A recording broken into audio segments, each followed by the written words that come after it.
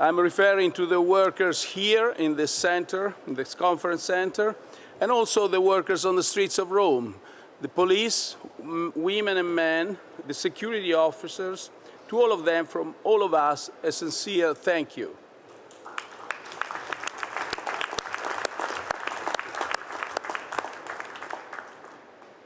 I would also like to thank all of you for the thoughtfulness, the good spirit, and above all, the constructive attitude you've shown over the past 2 days. It wasn't easy. The Sherpas have done an extraordinary work over the past few weeks. We must thank, all of us, we must thank them.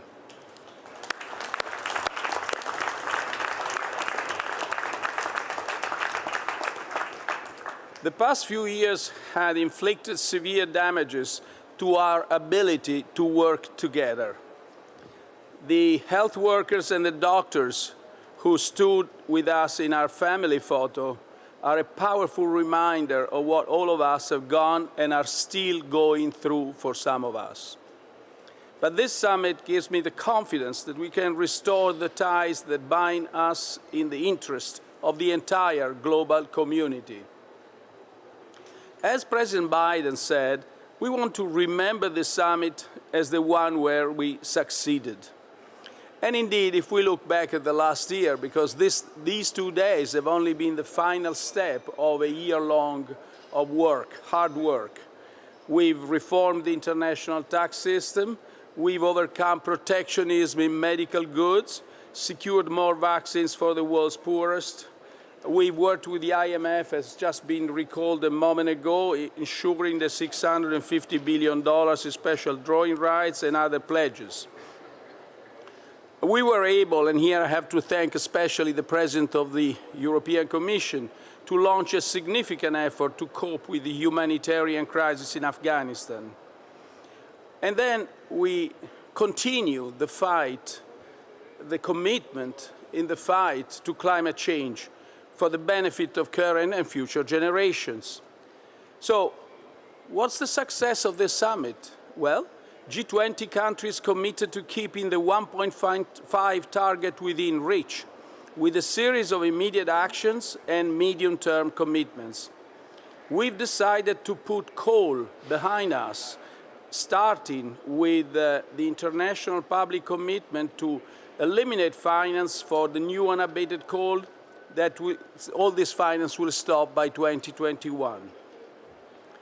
Moreover, all G20 countries will commit to net zero emissions by mid-century.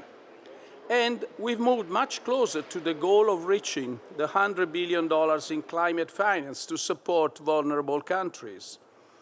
We are now quite close, and as President Macron said, we can use the SDR allocations to fill any remaining gap.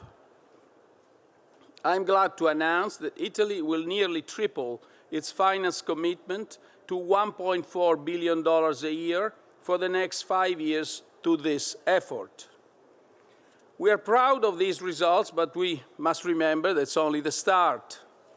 We have lots of crises: the health and climate, the global poverty, the malnutrition, gender and generational inequalities demand stronger action than we've taken so far. So I ask myself, what do we mean when we say we've succeeded? But in what we succeeded? Well, we certainly pledged considerable resources. We also kept many of these commitments. We increased their strength, their scope. But mostly, we made sure that our dreams as the Secretary General of the United Nations are not only alive, but also that they are progressing. Now, as Mark said, we must focus on implementation, because, rest assured, we will be judged by what we do, not what we say. As, by the way, many of the activists, which, by the way, I thank because they sort of pushing us, they keep us all on the job. But all of them are saying that they are tired of this blah, blah, blah, which means talk without substance. I think this summit actually filled with some substance our speeches. Finally, we are all aware that our credibility, both as individual countries and as a group, depends on our actions. So finally, I would like to thank, Boris is gone, so I'll thank the United Kingdom for all, and I wish him the best COP26 that started today. And I think this summit should have given you, I think has given you a good platform to work on. Finally, it is now my great pleasure to hand over the G20 presidency to President Widodo. I wish Indonesia all the best in the coming year, and I trust that under your leadership, we will manage to, quote, recover better, recover stronger, as the motto of your presidency says. Thank you all.